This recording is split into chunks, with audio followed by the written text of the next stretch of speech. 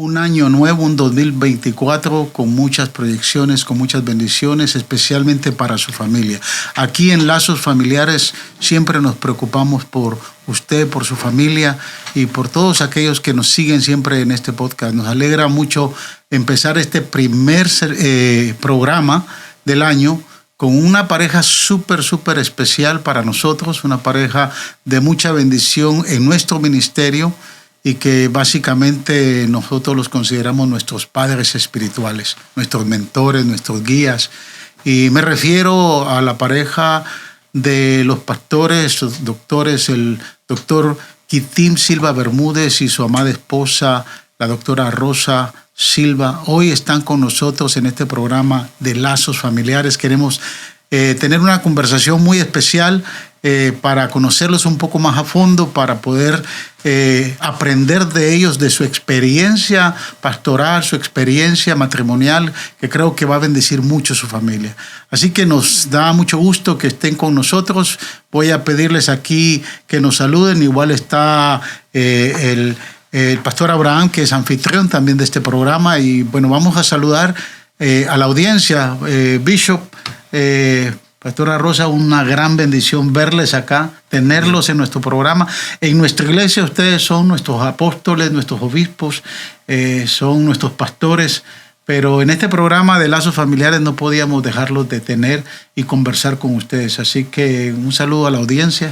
Bueno, me alegro poder compartir contigo nuevamente, Pastor José Resino, con el Pastor Abraham, mis amigos, de saber que estoy en casa. Yo llego a Faro de Luz y llego a casa. No es una congregación extraña, soy parte de esta familia, una amistad que ha estado amarrada por décadas. Hemos trabajado juntos por una misma visión, la visión que hoy día tiene el Concilio Internacional de las Iglesias Pentecostales de Jesucristo. Y cada triunfo que tienes como pastor es mi triunfo, cada logro tuyo es mi logro, cada visión que desarrollas la hago mi visión. Y estoy aquí con Rosa. Ya hemos celebrado 51 años de casados. Amén. Celebramos 51 años de matrimonio. Y aquí pues estamos nuevamente. Voy a pedirle a Rosa que por favor pues nos salude y nos diga algo. Es un privilegio y un honor poder estar aquí con ustedes, disfrutando esta conversación de Lazos Familiar, donde el consejo de años de experiencia, de servir en la comunidad, es nuestra vida. Hemos dedicado toda nuestra vida en esto y por eso es que me alegra de poder estar aquí, pastor, con ustedes y poder conversar con la audiencia que nos está oyendo. El honor es nuestro, ¿no, Pastor Abraham? Amén. Bueno, darles la bienvenida. Ustedes son de casa, pero siempre se merecen una buena bienvenida cuando están acá en Houston. Gracias, Abraham. Gracias. Ya son casi 17 años que les conocemos y siempre disfrutamos mucho compartir con ustedes. Toda la congregación está muy emocionada este fin de semana de poderles tener en este 8º aniversario. Así es que bienvenidos a casa. Y sé que en esta ocasión vamos a aprender mucho de ustedes, de la experiencia en el ministerio, experiencias que han tenido en la familia, con los hijos. Así es que les motivamos a que no se desconecten. Préstenos estos minutos para que puedan recibir y disfrutar juntamente con nosotros. Amén. Amén. Los pastores Silva definitivamente enriquecen la vida de cualquier ministro, cualquier matrimonio, porque su larga experiencia nos permite a nosotros aprender. Y hoy por hoy, aparte de que han pastoreado en la Iglesia Pentecostal de Jesucristo de Queens, la IPJ Queens, por 40 años en la misma iglesia. Es una victoria extraordinaria, ¿no? Pero nuestro obispo es escritor por naturaleza y ya tiene en su lista más de 68 libros escritos y que han bendecido mucho a la comunidad hispanoparlante, no solo de aquí de Estados Unidos, sino de toda Latinoamérica.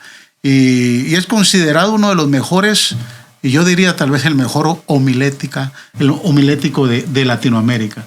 Así que para nosotros es un orgullo y una bendición tenerle. Y en esta conversación queremos conocer un poquito más a fondo la vida de ellos y la experiencia que definitivamente nos va a servir a todos.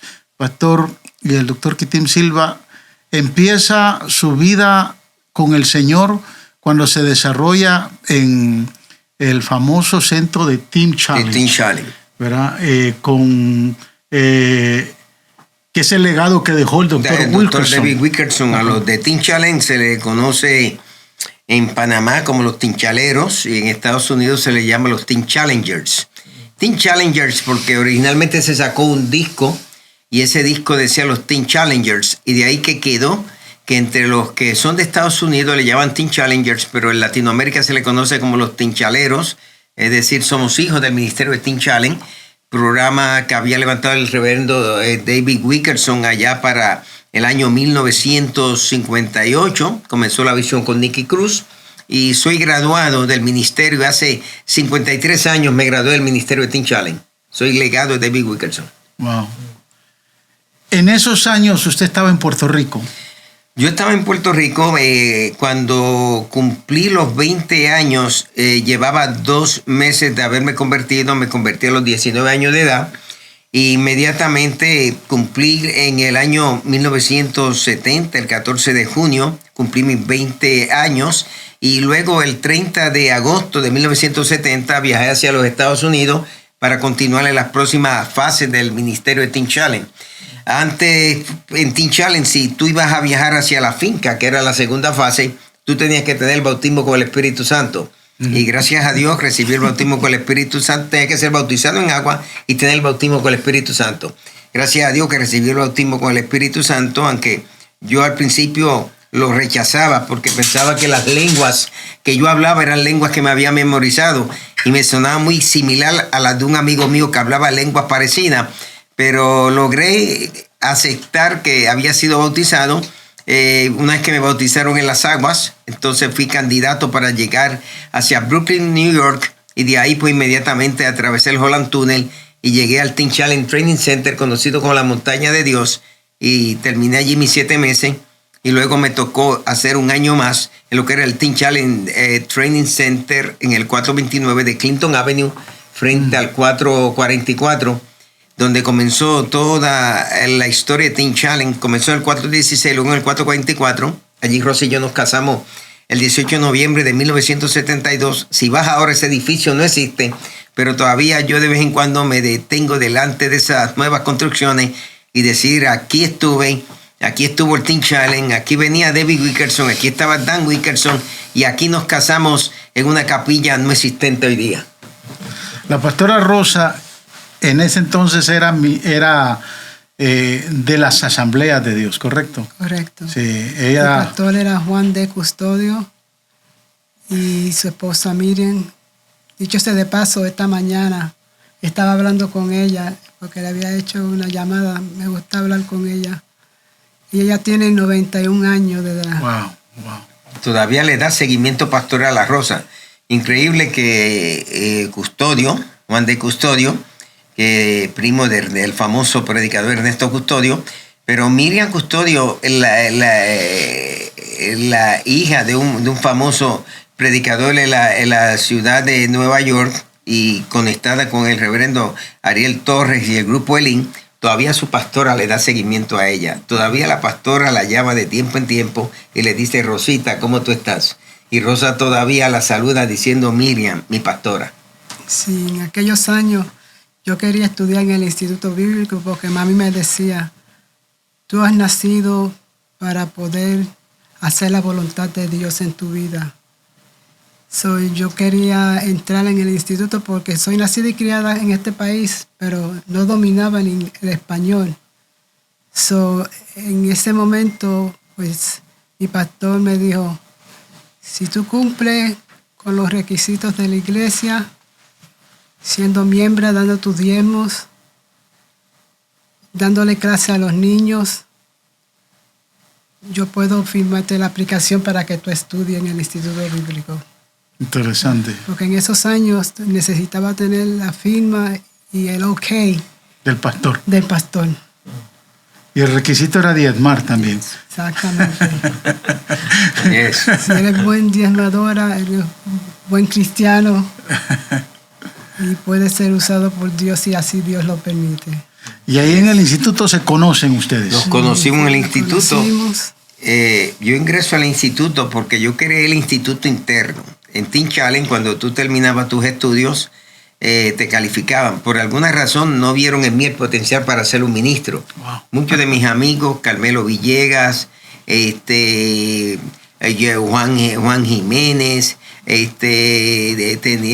tenía también otro amigo Freddy también, que llegó Charlie Ramos. Ellos calificaron y a mí no me calificaron. Me dijeron el staff, tú no calificas, tú tienes que ir a Reentry. Reentry era una tercera etapa del programa para aquellos que no querían que regresáramos quizá a Puerto Rico. Yo quería volverme a Puerto Rico. Me aconsejaron que no fuera porque iba a volver al mismo punto, al mismo caserío, a las mismas cosas. Posiblemente no la pudiera hacer. Y termino ahí en el Reentry y Román, que era el que se encargaba de Reentry, mi director, me dijo, ¿por qué no te vas al instituto de noche? Ya Frankie Ruiz estaba estudiando en Arca Evangélica, un instituto muy famoso. José Morel, mi amigo también. Entonces, pues Aníbal Filpi me dijo, pues vámonos a estudiar a un instituto que está en la Quinta Avenida, en la 98 y Quinta. Uh-huh. Y Dios tenía un plan y un propósito. Dios cerró un sinnúmero de puertas que yo no entendía al principio, y era porque Dios me quería encaminar por la puerta que era correcta. Y ahí llegué y conocí a Rosa. Era la secretaria de la clase. Dominaba más el inglés que el español. Los maestros la ponían a leer mucho, incluyendo a Eliezer García. La ponía que ella hiciera mucha lectura. Elisa Soto también la ponía a leer mucho allí. Y Rosa se fue desarrollando. Y siempre llamaba mi nombre, en vez de decir Keating Silva, decía Keating Silver. Y de alguna manera, pues, estábamos separados los jóvenes de las muchachas, como aquellos años uniformados. ¿Te acuerdas que en las iglesias nos sentamos separados? En el instituto no podíamos hablar los muchachos con las muchachas, pero cuando Dios tiene algo, yo, un chamaquito que vine a la calle, busqué la manera de hablarle a ella.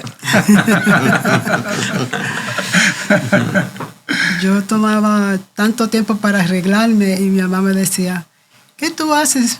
Siempre estás al frente del espejo arreglándote el cabello, vistiéndote bonita. ¿Qué es lo que tú tienes en la mano? Entonces yo le decía, mami, yo tengo que hacer los pasos ahora para ser una misionera. Es una misionera de espejo. Porque ya yo lo había oído predicar y el Señor verdaderamente me tocó el corazón a través del mensaje que él predicó. Y yo le decía Rosa, a las muchachas, sí. Yo le decía, he is taken. Entonces el director del instituto, lo que hacía que me ponía a mí a predicar 15, 20 minutos y Dios me bendijo en aquellos días porque iniciándome en campo de la predicación, me invitaban los maestros para predicar las 7 palabras y él me ponía a predicar y a Rosa a dirigir el devocional, porque se tenía un devocional con predicación antes de clase. Y ahí pues comencé a sincronizarnos, porque yo veía que Rosa dirigía muy bien, tenía dinámica, Dios lo usaba también en la profecía. Muchas veces Rosa se levantaba en el salón y se iba dando vueltas hablando en lengua, iba al otro salón, daba una profecía y regresaba y mostraba cierta espiritualidad que también yo la necesitaba en mi vida, y creo que ahí nos fuimos sincronizando y nos fuimos conectando. No se casó con el predicador, se casó simplemente con un muchacho que estaba lleno de sueños, de visiones. Recuerdo que escuchábamos, Rosa, el cántico de América será para Cristo por Teresa Mota, uh-huh. La hermana de José Mota. Y yo le decía a Rosa, un día en cada una de esas naciones que canta Teresa Mota yo voy a estar. Y llegó el día cuando todas esas naciones que cantó América será para Cristo, cada una de esas naciones de América Latina, Dios me permitió llegar algunas veces 2 y 3 o más veces algunas de ellas a predicar el evangelio. Pero teníamos esa visión, esa era nuestra meta, llegar y cubrir esas naciones. Empezamos como Asambleas de Dios. Yo me convierto en Asambleas de Dios, recibo el bautismo con el Espíritu Santo en Asambleas de Dios. Fui miembro de la Iglesia Filadelfia de las Asambleas de Dios, el 968 Atlantic Avenue, luego nos movimos al 780 Bergen Street. Y fui presidente de jóvenes en el año 1971. Dirigí un grupo de jóvenes y Rosa era presidenta de jóvenes. de la iglesia Betesda en Nostrand Avenue. Ahí nos unimos, 2 presidentes de jóvenes, nos unimos y Dios nos siguió formando. Y recuerdo que tan pronto me casé, inmediatamente me pasaron, sin poder entender a esos caballeros, a ser presidente de caballeros y a Rosa de dama. Y era una de las pruebas más grandes que tuve, porque yo decía, soy un chamaco todavía, ahora me tienen dirigiendo caballeros. Pero antes era así, era la forma. Sí, pues independientemente de la edad ya estaba casado. Ya estaba, que estás casado, dejaste de ser joven. Sí. A la fuerza te quitaban la juventud. Pero fueron procesos de Dios para nuestra vida, José. Yo los conozco a ustedes por más de 40 años. La verdad han sido un modelo para nosotros. Gracias, José. Y ese modelo obviamente se ha visto no solo lo que hemos podido ver nosotros como ministros, mi esposa y yo, y los pastores que estamos aquí en el ministerio de Faro de Luz, pero no es fácil llegar a los 50. No es fácil. Yo estuve y le di gloria a Dios y le di gracias a Dios porque pude estar en las bodas de oro de ustedes. Amén. Para mí fue una bendición poder ser partícipe, haber sido invitado ahí. Por el hecho de que 50 años pasan, pero llegar a los 50, y yo estoy todavía cerca, a mí me faltan 13 para los 50, ¿no? Y cada día uno piensa porque hay muchos desafíos que hay que vencer para llegar ahí. Y creo que esa es una de las motivaciones más grandes que podemos nosotros ver en una pareja como ustedes, que como ministros, porque no son simplemente una pareja que llegó a los 50, que llegó a los 50 con todos los éxitos, cumpliendo las proyecciones de Dios. Amén. Y llegando a donde Dios siempre los ha querido honrar. Y por eso creo que detrás de esos 50 años hay tal vez no una llave, sino hay ciertas cosas que son importantes que toda pareja, todo matrimonio debe de considerar. Porque a veces se piensa que se puede llegar a los 10, 15, 20, 25 y tal vez con tanto desafío, con tanto ataque, así, el matrimonio dejarlo a un lado. Pero ustedes son una pareja admirable que lo han llegado a ser. Y yo siempre he visto a Rosa y a Kitim, ¿verdad? Un matrimonio muy próspero. Son padres de 2 hijas, Janet y Amy, muy valiosas y que le sirven al Señor. Las dos le sirven. Las dos le sirven al Señor y para mí ha sido una bendición ver eso, pero definitivamente no sé si hay una clave, una llave o varias. Fíjate, José, comenzaría por decirte, Rosa, pues puede sustentar, puede decir que sí o que no, puede enmendar lo dicho. Lo primero era pensar si llegaríamos hasta los 50 años, jovencito, era contando los primeros años, ya tenemos 1 año, ya tenemos 5, wow, vamos a cumplir 10 años. Y en todo ese proceso pensar si vamos a llegar. El primer enemigo para eso era la muerte. No sabíamos quién se iba el primero ante los 50 años y no lograr llegar a esa meta.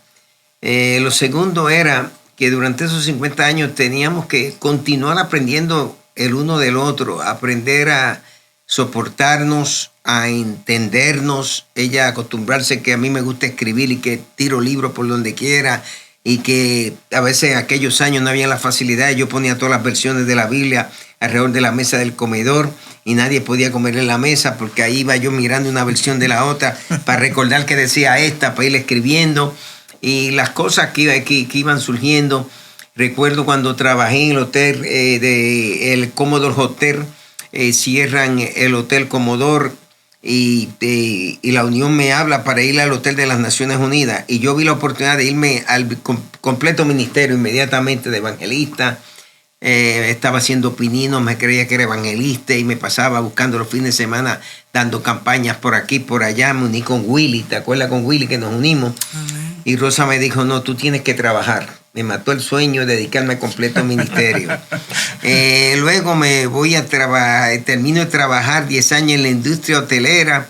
Entonces me voy a ser vendedor de seguros con Jan Hanco, sacar mi licencia de notario público, que he sido notario público por más de 40 años. Ella es comisionada de títulos por la ciudad de Nueva York.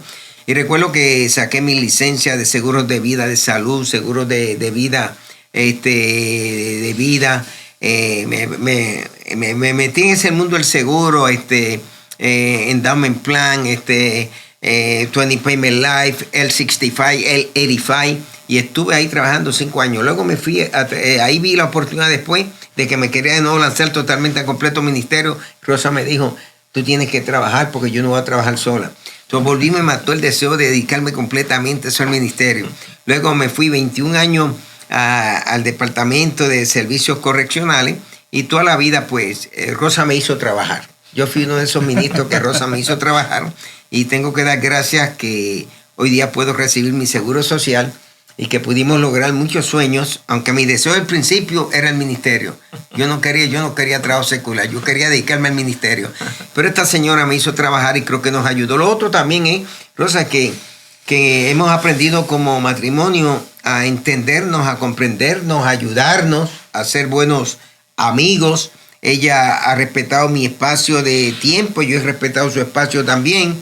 Ha entendido mi carácter, mi personalidad, mi ligereza, porque yo soy súper rápido. Ahora estoy más lento quizás por la edad, porque ahora pronto cumplo 74 años. Pero yo soy archimega rápido y soy muy ligero en hacer decisiones. Entonces Rosa es como un freno. Rosa siempre ha sido más cuidadosa, que piénsalo bien, que no te dejes llevar por el impulso, que no vaya a hacer esto así. Y yo creo que no, el Señor está conmigo, Rosa, el Señor me va a respaldar, pero nos ha ayudado a tener ese balance. No sé si Rosa quiere añadir algo. He aprendido que en nuestro matrimonio, cada 10 años ha habido cambios, ha habido decisiones que tenemos que tomar para la crianza de nuestras hijas. Y necesitamos tener ingresos para poder ser sabio en determinación de las situaciones que nosotros teníamos que salir. Sí, entonces, básicamente eso ha sido, creo que lo que da el éxito en un matrimonio de 50 años, pero comencemos desde el primer año. Uno aprender a entenderse el uno al otro, a respetar el espacio que hay, a aprender a conocer la personalidad de su compañero o su compañera, aprender a perdonar con mucha facilidad, aprender a aceptar cuando llegue ese momento de enojo en uno en el otro, buscar el por qué llegó, aprender a saber cuando hay que callar y dejar que el otro gane. Entonces yo tenía que callar, dejar que Rosa ganara o Rosa callar y dejar que yo ganara.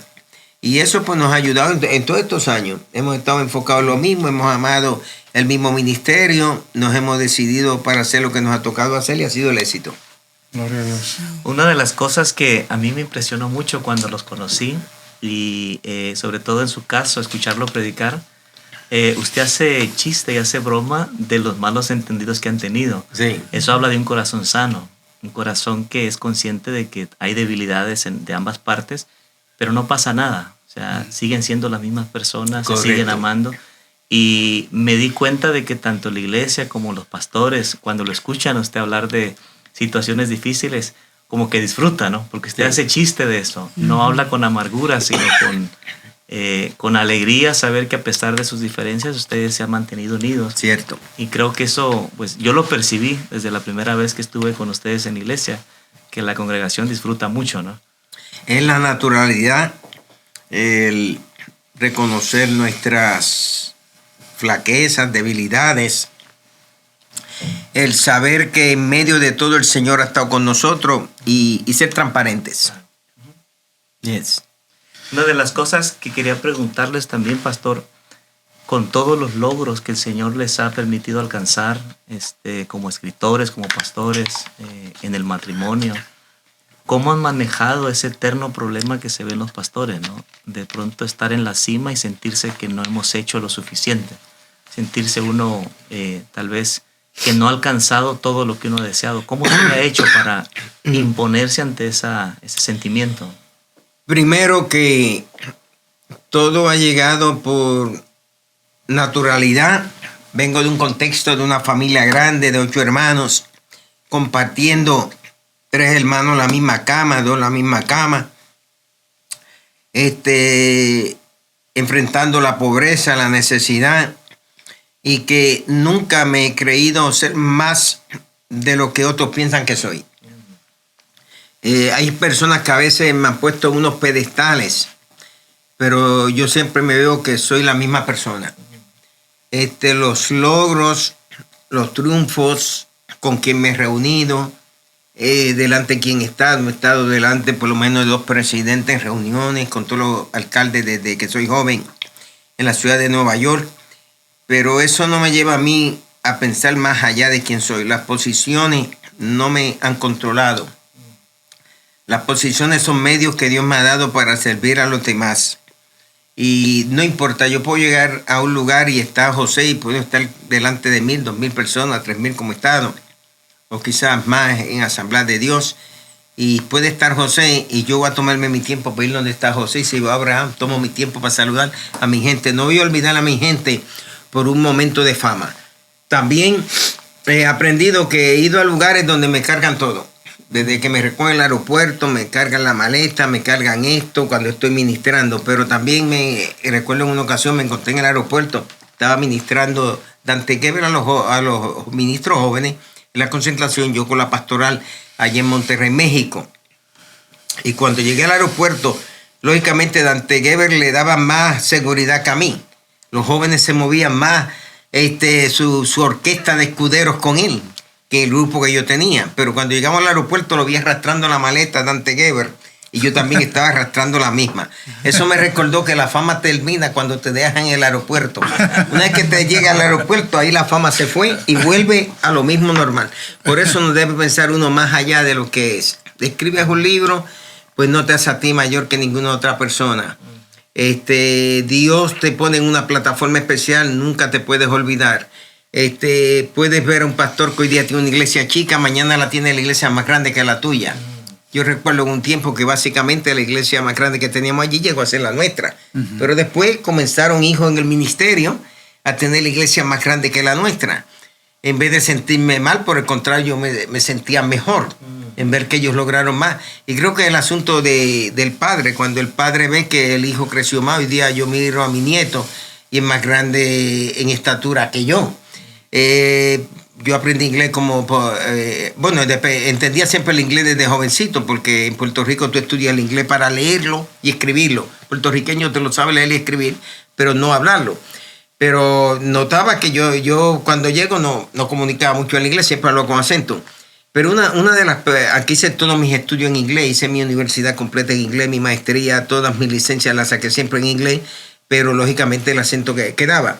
Pero qué alegría es saber que la nena llamada Janet, que hoy día pues es especialista en administración de clínica, y Amy, yo con Rosa le ayudaba a hacer sus trabajos, sus homeworks. Y yo no tengo hijas, son 3 varones.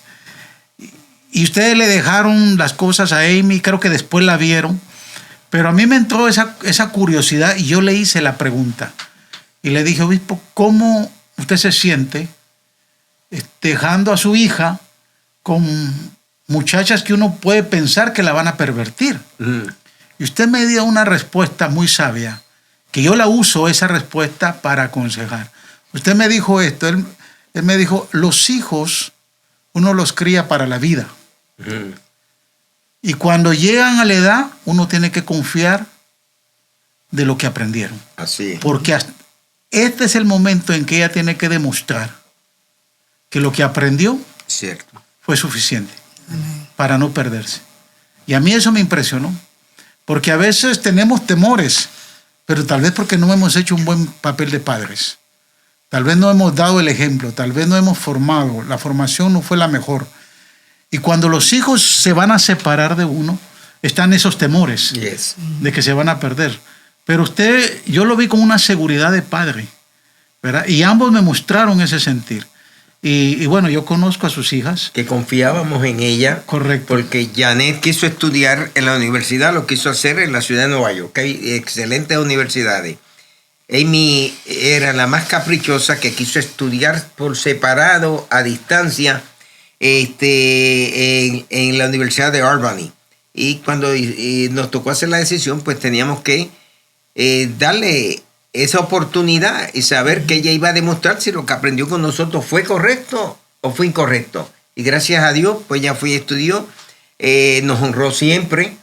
honraba a sus padres como pastor, y cuando íbamos aún con sus amistades, no se avergonzaba nunca decir que sus padres eran pastores. Que a veces los jóvenes universitarios como que le causa un poco de problema decirle a los amigos que su papá es un pastor o su mamá es una pastora. Y on the side, nosotros estábamos preocupados de que al ella estar fuera del hogar estudiando, que iba a debilitar su fe y no asistir a una iglesia. So nosotros nos dimos la chance de buscar un pastor que la apoyara. Que la apoyara a ella durante esos 4 años que estuviera ella estudiando. Porque Amy se gradúa de la Universidad de Albany. ¿Verdad? Sacó su bachillerato. Sacó su bachillerato en ciencias políticas. En ciencias políticas, sí. Y bueno, después se convirtió estudió psicología, ¿no? Sí, después siguió estudiando leyes. Le faltaban los últimos 2 años de leyes. De momento decidió que no iba a seguir leyes y volvió de nuevo a empezar 3 años de psicología. Y hoy es una terapista de salud mental. Está feliz con lo que está haciendo. Y vemos que lo disfruta y tiene muchísimos clientes que le da el gobierno. Trabaja para la ciudad. Y la ciudad pues le asigna a los clientes que ella le tiene que dar la terapia continua. Ahora está trabajando mayormente por Zoom, porque después de la pandemia pues se limitó los trabajos a hacerlo vía Zoom. Y ahí pues nosotros sabemos que ella tiene una disciplina para hacer eso y me ayuda a mí mucho en el ministerio. En el aspecto de los viajes de Israel, en los aspectos de sacar exoneraciones, actualizar las incorporaciones del concilio, porque en cada estado donde trabajamos, pues tenemos que automáticamente, ha sido mi costumbre que el concilio esté actualizado en ese estado. No necesita hacerse, pero lo hago porque si algún día viene demanda, cualquier cosa, es un trabajo un poquito tedioso y gracias a Dios, ella en todas estas bases, pues, sabe manejarse bien. Y Janet, pues, lógicamente de gran ayuda al ministerio junto con su esposo David, le hemos enseñado y prepara los programas, se mantiene al día y las dos han sido de muchísima bendición. Que para muchos padres, ¿no? El hecho de tener hijas siempre están esas grandes, tal vez, dudas, ¿no? Pero en el caso de ustedes, sus 2 hijas han permanecido sirviéndole al Señor. Amén. Y es la confianza que se toma cuando se le da la formación correcta a nuestros hijos. Así desde es. Que empiezan a crecer y hacen vida de iglesia, ¿no? Van a la universidad. Entonces uno de padre confía en lo que se le ha enseñado, pero Amén. Confía en Dios, ¿no? Y hace esos preparativos, ¿no? Buscar un pastor en el área que pueda pastorear a esa hija, ¿no? Y yo llamaba al pastor, Rosa llamaba, ¿cómo está Amy? Amy, mándame fotografía el domingo, mándame la grabación de lo que predicó el pastor. Rosa le decía de qué predicó el pastor el domingo y de esa manera la hacíamos a ella responsable de que tenía que estar. Además nos encontramos con un pastor que fue de gran ayuda, antes de tener ya vehículos, que el pastor venía también y la recogía. Y la tenía en la iglesia y luego la traía de regreso. A veces la llevaba a almorzar con ella. Y eso nos permitió darle un seguimiento. Le enseñaba a nuestras hijas que públicamente nunca se avergonzaran de estar orando delante de sus amistades. Y hasta el día de hoy, Amy puede estar con alguna amiga y puede ser en conversa. Y cuando llega el momento de la cena, Amy hace su oración. Es una manera de ellas poder dar testimonio, porque si puedo orar por mis alimentos delante de otra persona, es una manera de testificar a esa comunidad que está alrededor, que no me avergüenzo de dar gracias a aquel que me dé estos alimentos. Con una simple oración, un restaurante, uno da testimonio a la gente de que la fe de uno está conectada con nuestro Señor Jesucristo. Oh, interesante, ¿no? Obispo, usted ha sido un predicador por muchos años. Amén. Es un homilético por excelencia, ¿verdad? Y eso obviamente le ha tomado también mucho tiempo, ¿no? Amén. Ha escrito muchos libros acerca de la homilética. Eso es. Y hemos aprendido de sus libros, hemos aprendido mucho de sus prédicas. Y ahorita escuché a la pastora Rosa que dijo que esa primera conexión se dio porque lo escuchó predicar. Exacto. Escuchó predicar y bueno, se conectó, ¿verdad? Y entendieron que bueno, fue Dios el que fue armando esa relación hasta llegar. Usted lleva aparte de 40 años pastoreando la misma iglesia, pero como predicador lleva muchos años más. Ya como predicador 53 años. 53 años. De estar predicando. Y prediqué mi primer sermón cuando salí del Teen Challenge, la iglesia de Reverendo Rosendo Sufrón, y recuerdo Pedro andando sobre las aguas, y fui con mi amigo José Morel, hoy en la presencia del Señor, y cuando salí de esa iglesia bien pequeña, José Morel me dijo, tú no sabes predicar. Y yo lo reprendí a él como que era el diablo se está metiendo en mi camino, porque yo sentí que había hecho lo mejor. Me dijo, tú predicas con las manos en los bolsillos. Y ahí inmediatamente le dije al pastor que me diera otra oportunidad, saqué las manos de los bolsillos y ahí continué, siempre buscando el estilo que Dios me había dado. Creo que el problema de muchos predicadores es que quieren tener el estilo de otro, y a cada predicador Dios nos da nuestro propio estilo. Y debemos predicar con nuestro estilo. Unos son más pausados, otros caminan demasiado, otros son más expresivos con las manos, otros son un poco más oradores en las expresiones, otros son más de puntos, otros son de menos puntos, otros son de más aplicación y reflexión, otros emplean cierto humorismo. Es uno buscar cuál es el estilo de uno.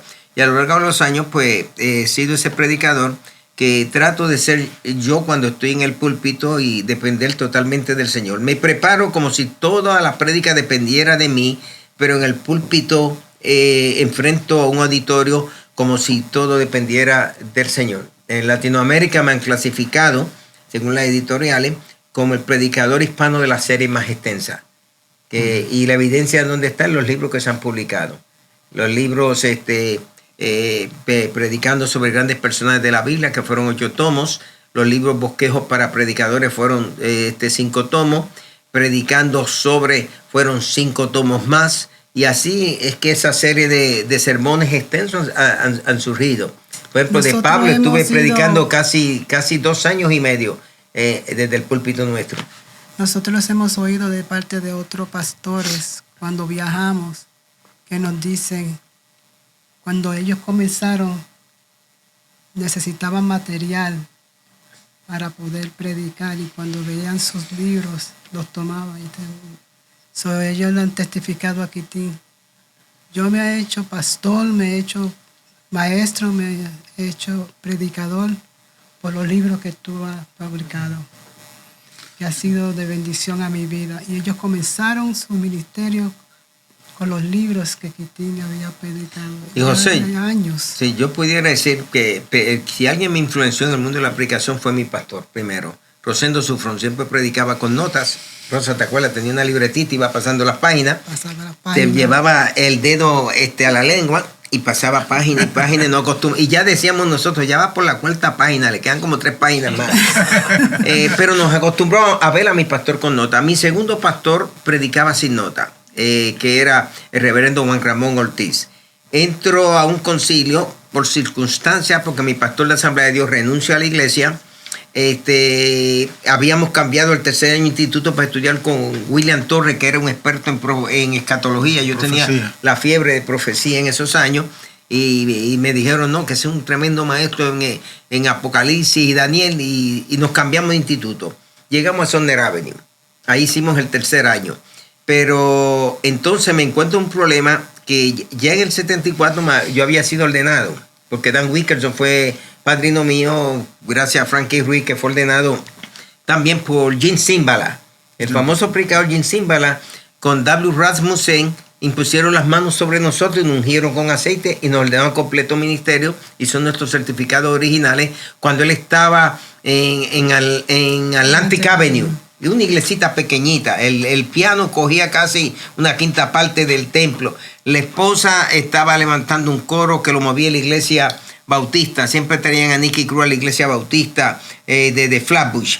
Entonces, él no era el pastor. El suegro, ¿no? El suegro era el pastor. Sí. Entonces, Abdullah era el tesorero, ¿te acuerdas? Abdullah era el tesorero, que era indio. Ahí fue donde por primera vez vimos un indio, cuando estaban los indios haciendo ya presencia. Pero entonces, cuando llegó al concilio nosotros, me encuentro que cuando yo iba con Bosquejo, habían críticas. Me encontré porque aquel entonces la educación era muy limitada en nuestra organización. Correcto. No se creía mucho en la educación, sino en el Instituto Bíblico, pero sí, siempre yo me antepuse a eso y siempre llevé mis notas. y movía mis hojitas y ellos me miraban y me decían, muchacho, tú no puedes predicar sin esos papeles. Pero no obstante, gracias a Dios que esos papelitos se fueron transformando en libros y que se pudo bendecir a otras generaciones. Es verdad, sí. Y era el estilo de uno también. Muchos hemos sido bendecidos. Yo recuerdo que hemos acudido en algunas necesidades a sus bosquejos, a los libros que ha escrito. Recuerdo que cuando murió Mario González, era nuestro pastor en Árbol de Vida. Entonces me toca predicar una de las noches porque Iris me dice, tú vas a predicar una noche. Pero fue en el momento. Mario murió no de manera sorpresiva porque sabíamos que estaba enfermo, pero no esperábamos que se fuera tan rápido, ¿no? Entonces Iris me dice que... Entonces yo me voy al libro de bosquejos de la serie de sermones de David, escrita por usted, ¿no? Y entonces saco uno de los sermones para predicar esa noche, porque voy a predicar en el funeral que ha sido mi pastor, ¿no? Sí. Mario fue mi pastor. Yes. Entonces encontré uno de los sermones de la serie del libro de David y me bendijo porque pues Mario fue de mucha bendición para nuestra vida, para Linda, fue nuestro padrino de bodas. Entonces había que honrar esa noche su memoria y encontré uno de esos sermones que usted menciona ahí mucho cuando habla de las piedras de la onda de David, ¿no? Entonces uno de esos sermones me ayudó a salir de esa noche y cumplir con la misión de predicador en el funeral de Mario. Y así fueron, muchos pastores, ¿no? Que hemos acudido de tiempo en tiempo, ¿verdad? En ocasiones especiales para saber que esos sermones han enriquecido mucho al ministerio pastoral. Hay una historia detrás de eso, cuando Quitín había enviado los manuscritos, que eran unos libros, motretes de páginas, y él lo envió a CLIE. En aquel entonces estaba don Samuel Vila como director, y él lo recibió y lo puso en el file cabinet, y por 5 años estaban esos libros, esos manuscritos. Estuvieron archivados. Y un día él nos cuenta donde él dice que estaban buscando por un material, algo fresco, algo nuevo. El cliente tenía su nueva rotativa y tenía que estar produciendo. De momento, él va a su biblioteca y saca esos manuscritos y comienza a hojearlo. El resultado es que publicaron los 5. Primero 2 tomos. Y entonces 3 tomos. Y así fue que comenzó Quitín con CLIE. Bueno, José, te puedo contar que y Rosa, gracias por recordar eso. Yo no sabía que se tenía que poner un prólogo por un escritor conocido. Don Samuel Vila, según me contaba David Vila, vio esos manuscritos, no le dieron importancia, sobre todo un autor pentecostal. CLIE no le estaba publicando a los pentecostales. El primer libro que sale sobre el toque pentecostal fue el que le escribió don Samuel Vila sobre la iglesia de Filadelfia, los gitanos pentecostales. Y recuerda que son iglesias evangélicas históricas. Los pentecostales nos tienen miedo, quizás por los extremos, en los tonos, las expresiones, las autorreclamadas revelaciones que tenemos. Entonces, cuando lo vio, le dio importancia, y de ahí es que entonces se me notificó que lo iban a publicar, pero yo ni sabía. Me llamó Olivo, uno que se llama Olivo, Pete Olivo, de allá de Suffolk, en el área de Delancey, y me llama y me dice, tú sabes que hay un libro que tiene tu nombre, y yo encontré raro porque yo me olvidé de que antes no se hacían contratos con los libros. Hasta el día de hoy yo no he hecho ningún contrato con CLIE nunca. Los nuevos autores hacen contratos, basta la palabra. Y no estamos peleando con copyright, que esto me toca, que me mande esto, porque en realidad un autor de libros no se hace de dinero.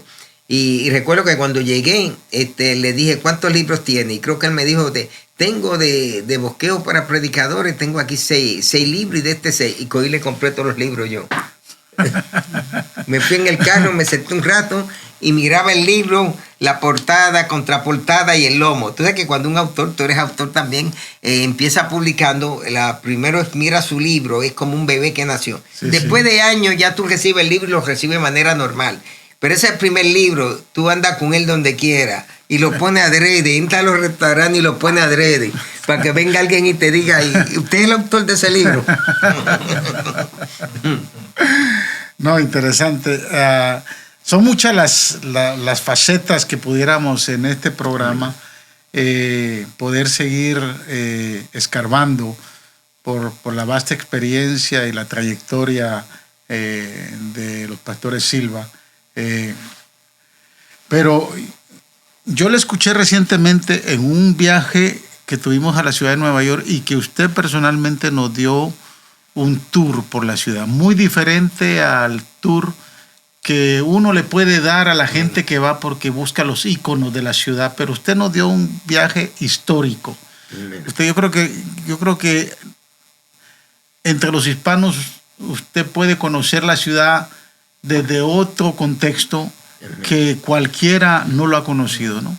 Y usted nos acercó mucho a los seminarios. Exactamente. Pero me habló de algo que honestamente yo lo escuché hablar acerca de eso, acerca de la teología negra en Estados Unidos. Yo sé que entre los afroamericanos se habla mucho de eso, ¿no? Pero a mí me llamó la atención porque nosotros en la iglesia hispana existen muchos pastores y ministros descendientes de los afroamericanos, ¿no? Correcto.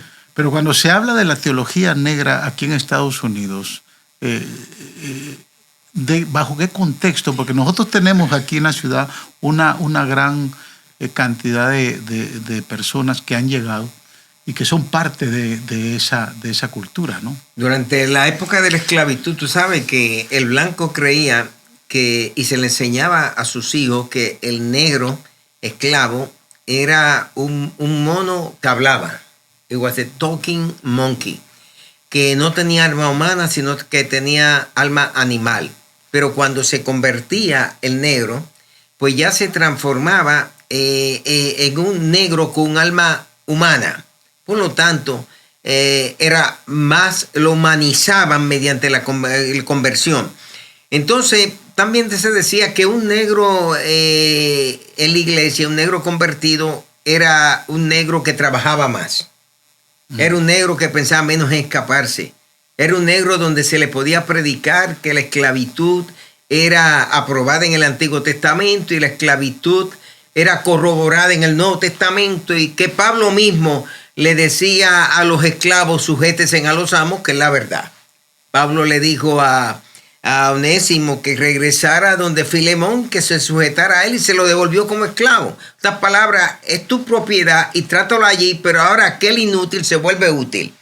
La historia dice que Onésimo llegó no solamente a ser el pastor de Colosas, sino que llegó a ser obispo de toda esa región y la ciudad de Colosa. El negro entonces en el campo, recogiendo algodón mayormente en los estados del sur, el negro entonces comienza a crear su propia soul music, la música del alma. Uh-huh. Esa música está contextualizada en las experiencias del Éxodo. El negro comienza a sentirse como los hebreos que estaban esclavos en Egipto. Y ahí comienza a crear esa teología. Esa teología del negro es sustentada a través de los predicadores negros. Los primeros predicadores negros pues toman el estilo del predicador blanco, que era más efusivo, y ellos le dan su propio contexto. A medida que predica, tiene que haber un interactuar entre la audiencia y el predicador, y lógicamente la música. Eso ayuda a que el estilo del predicador negro sea un estilo totalmente diferente, un estilo del alma. Tiene que hablar más extemporáneamente, menos sujeto al escrito. Pero esto lleva a que comienzan unos movimientos. El mensaje de Have a Dream, en realidad un sermón, un discurso que se lo escriben a Martin Luther King. Él lo pudo intercalar bien y tenía sus notas, como muchos decían que no. Él se manejó bien porque es el mensaje de tengo un sueño. Él predicaba dentro de una teología negra. James H. Cone, que tuve la oportunidad de ser mi maestro, el New York Theological tenía visiting professors, los profesores que visitaban, y entre ellos estaba James H. Cone. Él creó una tesis llamada Black Theology. Luego escribió otro libro, God of the Oppressed. Él fue maestro en el Union Theological Seminary, un seminario de más de 168, un seminario que tiene un endowment de más de $112 millones y que forma la facultad de la Columbia University. Ahí pues tuve la oportunidad de predicarle la Capilla James cuando se reconoció a Mama Leo como uno de los íconos. Hoy día está la Mama Leo Latin Lectures, la cátedra de Mama Leo, y a mí me dio la oportunidad de ser el predicador en esa capilla donde predicó Dietrich Bonhoeffer, predicó James H. Cone y muchos famosos que han habido, incluyendo a Jim Forbes, que fue un príncipe de la iglesia de Riverside. Y de ahí es que sale la Black Theology. Black Theology es hacer una teología basada en las experiencias que tuvo el pueblo hebreo durante su cautiverio en Egipto y cómo Dios fue un Dios de liberación para ellos. Y es la teología que nos llama a nosotros a tener un reencuentro con Dios dentro de nuestro propio contexto de opresión. Es una teología que me lleva a mí a liberarme de la mentalidad europea de que Cristo tenía que ser blanco, de que los ángeles tienen que ser blancos, de que tengo que servirle a un Dios que es blanco, porque la teología europea lo que hizo fue que aquellos que eran de las tierras palestinas, que tenían que ser de pigmentación más oscura o quizá color aceituno, lo fueron emblanqueciendo, le fueron cambiando los rasgos. Si mira las primeras pinturas que se hacían de nuestro Señor Jesucristo, la primera iconografía que se hacía antes de la Edad Media, aparecía siempre moreno. Después de la Edad Media, los pintores comienzan a presentar a un Cristo, ya en la época de Leonardo da Vinci y Miguel Ángel, comienzan a presentar a un Cristo más blanco, de ojos azules, con nariz más aguileña, más europeo, de tal manera que cuando se ve la experiencia de la Virgen de Guadalupe, que se crea todo este mito, pues a Juan Diego lo forman también con rasgos que son europeos. Y es parte de lo que hace la teología de liberación, ayudando en ese contexto. Luego surge la teología negra, surge la teología de la liberación, que es el otro contexto de Miguel Ponino, Gutiérrez, Plutarco Bonilla, René Padilla, que desde el Seminario de Costa Rica con el doctor Orlando Enrique Costa, que fue mi maestro también, comienzan a crear la teología de la liberación. Luego se transforma en misionología y luego viene la teología feminista o la teología de las mujeres, cuando comiencen a buscar un reencuentro en las Sagradas Escrituras que justifique más el ministerio de las mujeres. Es decir, los diferentes grupos van trabajando en su desarrollo, en sus propias teologías. Sí, interesante, porque pues dentro de la cultura hispana se habla muy poco de eso, ¿no? Nuestros institutos bíblicos no mencionan esa parte de la historia, de la cultura, que hoy que vivimos en Estados Unidos la ignoramos, ¿no? Que ignoramos esa parte de la cultura. Se ignora mucho y por ende a veces no se entiende la reacción de la comunidad afroamericana. Y José, quisiera intercalar, tú nos ayudaste a construir el templo de Kenia, en español dicen Kenia, de Kenia, África. Fuimos a esta iglesia, una iglesia muy pobre. Los pastores quizás no le importaba esa pequeñita iglesia que había ahí. Los pastores, nadie le daba atención. Dios puso en nuestro corazón construirle un templo. Y le pudimos construir un templo que estaremos inaugurando. Ya nosotros registramos el concilio allá. Hicimos un acuerdo, que es lo que se comienza haciendo en África con la iglesia donde construimos el templo, que ellos están bajo nuestra sujeción pastoral. Entonces, pues, ellos aceptaron, lo hicimos legal. Entonces, somos los pastores oficialmente. El concilio está en control de todo allá.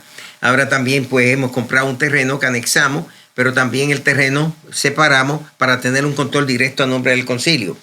Ahora, una de las cosas que salió la noticia, que en Kenia ahora es fácil viajar porque han quitado todo ese sistema complicado de visas, pero se dice que todos aquellos que son descendientes africanos o que gozan de tener sangre africana pueden llegar allí y vivir felizmente con derecho a adquirir la ciudadanía. Tan pronto vi esa noticia, lo compartí con esta amada señora que está a mi lado para ver cuál era su reacción. Le dije, Rosa, tú y yo nos podemos ir ahora ya a Kenia. Hemos construido un templo de parte del concilio. Es fácil construir y comprar una buena casa allá que nos sale barata. Y ya nos van a dar la ciudadanía. Va a ser proceso corto. Ya lo anunció el presidente de Kenia. Y ella me dijo, no, te puedes ir tú, pero yo para allá no voy. Entonces yo esperé que iba a tener un sentir misionero de como un país de África, aquellos que somos afrodescendientes, porque en mí corre la sangre también africana, de parte de mi papá, mis abuelos, mis bisabuelos que fueron esclavos, pero también corre la sangre blanca, quizás irlandesa por parte de mi mamá, que su apellido era Sullivan. Y en Puerto Rico se transformó en Sullivan. Entonces, pues, gozamos de eso, pero yo quería ver la reacción de Rosa y dijo que no, que ella se quiere quedar todavía en Nueva York. This is home for me. Sí, creo que es parte de lo que se puede disfrutar, ¿no? Ya cuando se llega a conocer muchos años, ¿no? A la pareja. Sí. A mí me pasa con Linda. No la puedo convencer de irse conmigo a Guatemala. La pude convencer para que se viniera a Houston, pero no la puedo convencer para que se vaya a Guatemala. Entonces ahí es donde la pareja dice, me voy a quedar donde ella está, ¿no? Así está. Porque ahí nos llamó el Señor. Ahí nos llamó el Señor y ahí nos tenemos que quedar. Y fíjate, José, todo eso es importante cuando la pareja logra llegar a esos niveles de que hay momentos que uno quiere hacer algo y no es. Es verdad, siempre se mantiene, y yo lo he escuchado por muchos años, usted reconoce, honra al apóstol Luciano Padilla. Muchísimo. Por la relación de amistad, pero más por ese enriquecimiento de vida ministerial que pudieron vivir juntos, ¿no? Me enseñó mucho, pude compartir en la habitación con él muchas veces. Y una de las cosas que íbamos a veces me decía, Quitín, quiero que cuando era obispo, que me acompañe a New Brita o a Haverstraw. Y yo me iba, y entonces, en vez de tomarle una habitación en el hotel, primero en aquellos años para mí era difícil estar pagando una habitación. Estaba en otra mentalidad, fui formado en el concilio diferente. Y me decían, no, nos vamos a tomar la habitación para los dos. Y veía que Padilla, al nivel que estaba, podía compartir conmigo en una habitación. Eso es algo que me fue enseñando muchas cosas. Y recuerda que te dije, Padilla andaba siempre con 3 cheques. Y en momentos dados yo vi a Padilla firmar un cheque para darle a un ministro que estaba en necesidad. Y me decía, hay que sembrar. Padilla me enseñó a cuidar de Mamaleo. Siempre en Radiovisión sacábamos una ofrenda especial para Leoncia Rosado. Padilla fue un hombre que nos enseñó a muchos.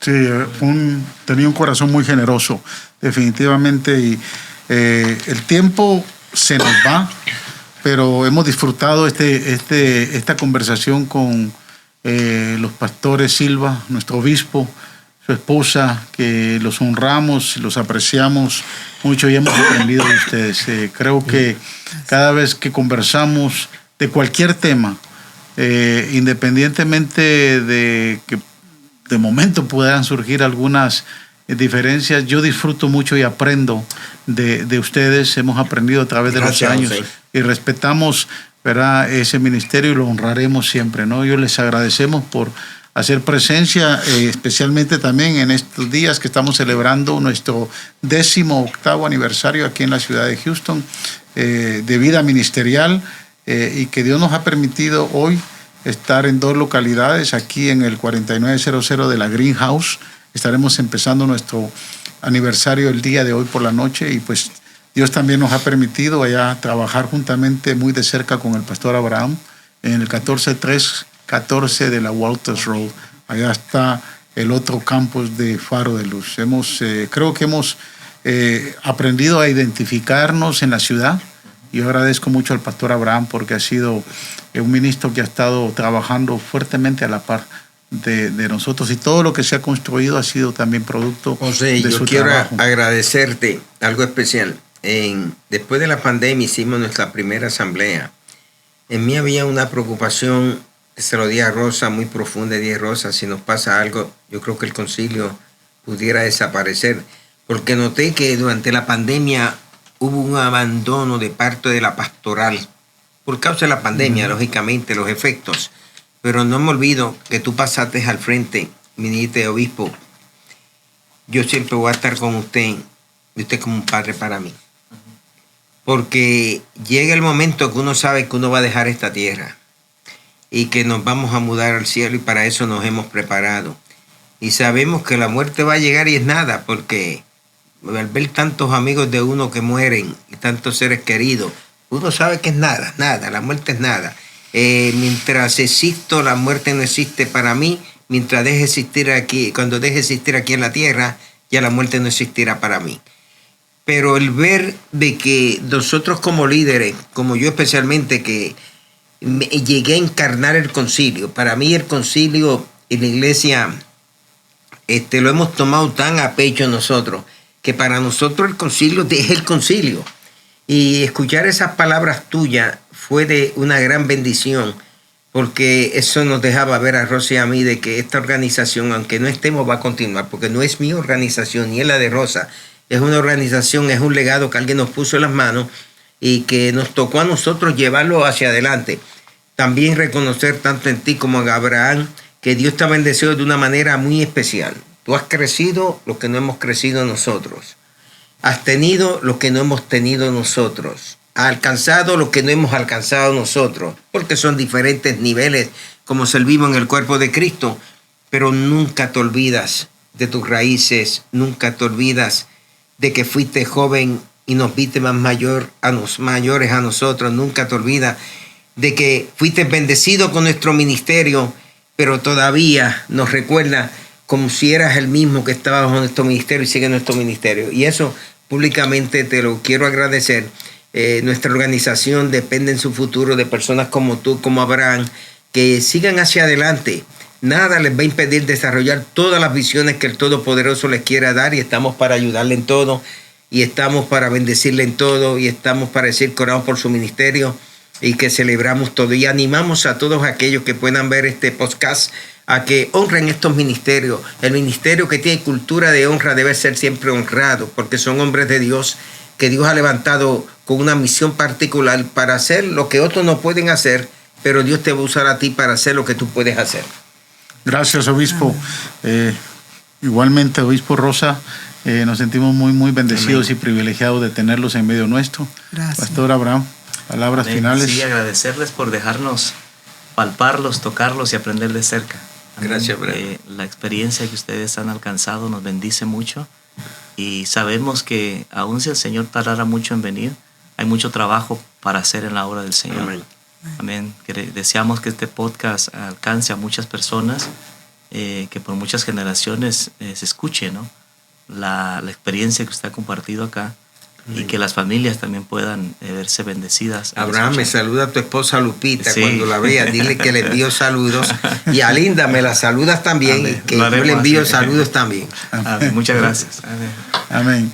Este ha sido un episodio más de Lazos Familiares. Les agradecemos que siempre están en contacto, y le pedimos que cuando lo vea, hágale un like y sobre todo un share. Comparte este programa, porque definitivamente esto enriquece al cuerpo de Cristo. Muchas gracias y será hasta una próxima. Dios les bendiga.